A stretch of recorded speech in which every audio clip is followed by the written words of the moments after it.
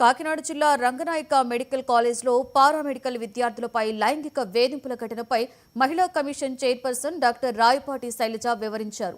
Medical కాలేజ్ని సందర్శించిన ఆమె విద్యార్థినులు, ఉపాధ్యాయులతో మాట్లాడి వివరాలు తెలుసుకున్నారు. విద్యార్థినులపై లైంగిక వేధింపులకు పాల్పడిన 4 ప్రభుత్వ ఉద్యోగులను సస్పెండ్ చేశామని తెలిపారు. అలాగే కొందరు గుర్తు తెలియని వ్యక్తుల ద్వారా వచ్చిన మెయిల్ ఫిర్యాదులను కూడా ప్రిన్సిపల్ విచారించి ఉన్నత అధికారులను నివేదించినట్లుగా తెలిపారు. నివేదికలను రిమాండ్కు తరలించామని, వారి మీద కఠిన చర్యలు తీసుకుంటామని రాయపాటి శైలజ పేర్కొన్నారు. కాకినాడ రంగరాయ మెడికల్ కాలేజ్లో ఏదైతే గత వారం 8వ తారీఖు పేపర్లో ఒక వార్త వచ్చింది.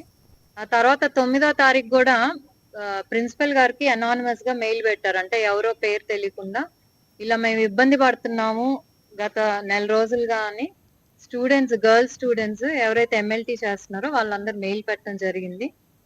ఆ రోజే 9th వచ్చింది. ఆ రోజే ముఖ్యమంత్రి గారు కూడా స్పందించి దీని మీద ఏం యాక్షన్ తీసుకున్నారని కలెక్టర్ గారికి, ఎస్పీకి కూడా వాళ్ళకి ఇచ్చి నాకు రిపోర్ట్ పంపించమని చెప్పారు ఆయన.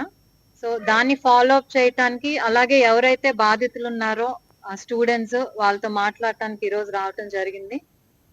అంటే పేరెంట్స్, వాళ్ళ తల్లిదండ్రులు వీళ్ళంతా కూడా సామాన్యమైన కుటుంబం, చిన్న కుటుంబాల నుంచి వచ్చిన వాళ్ళు. సో పేరెంట్స్ కష్టపడి చదివిస్తూ వీళ్ళు కూడా 1-2 గంటలు ట్రావెల్ చేసి ఇక్కడికి వచ్చి చదువుకోవటం, అంటే వాళ్ళ కాళ్ళ మీద వాళ్ళు నిలబడాలని అనుకొని ఇక్కడ ఇంత దూరం రావటం, చదువుకోవటం. సో ఇవన్నీ చేస్తూ ఇక్కడ ఒక వాతావరణం అనేది వాళ్ళకి సరిగ్గా అనిపిలా. ఎందుకంటే ఓ పక్క కష్టపడి చదువుకుంటూ ఇలాంటి అక్కడ పనిచేసే వాళ్ళతో, టెక్నీషియన్స్ తో వాళ్ళు ఏదైతే ఇబ్బందులు పడుతున్నారో అది నిజంగా చాలా బాధాకరం. అది ఎక్కడా కూడా జరగకూడదు. ఎందుకంటే ఆడపిల్లలు బయట చదువుకోవటానికి వెళ్ళినా, పనిచేసాటానికి వెళ్ళినా ఆ వాతావరణం అనేది సురక్షితంగా ఉండాలి, ప్రశాంతంగా వాళ్ళు చేసుకోగలగాలి, హ్యాపీగా ఇంటికి వెళ్ళాలి. కానీ రోజు ఇక్కడికి వచ్చి ఎవడో వాళ్ళు ముట్టుకొని, లేకపోతే అసభ్యకరమైన మాటలని అవన్నీ భరించడం ఎలాంటి ఒక మానసిక క్షోభో మా అందరికి తెలుసు. ఎందుకంటే మేము ఆడవాళ్ళమే కాబట్టి. సో వాళ్ళ బాధ నేను అర్థం చేసుకోగలను. అందుకే ఈ రోజు ఆ స్టూడెంట్స్ అందరినీ కలిసి అసలు ఏమైంది, వాళ్ళు ఏంటంటే ముందు ఎక్కడైనా అండి కంప్లైంట్ చేయడానికి భయపడతారు. ఎందుకంటే మేము కంప్లైంట్ చేసినా మాకు న్యాయం జరుగుతుందా లేదా అనేది ఒకటి మొదటి భయం. అది ఇలాంటి కాలేజెస్ లో అయితే ఏంటంటే భయపడతారు వాళ్ళని, మిమ్మల్ని ఫెయిల్ చేస్తాం మా మీద కంప్లైంట్ పెడితే, ఆ భయంతో కూడా చాలా మంది ముందుకు రారు.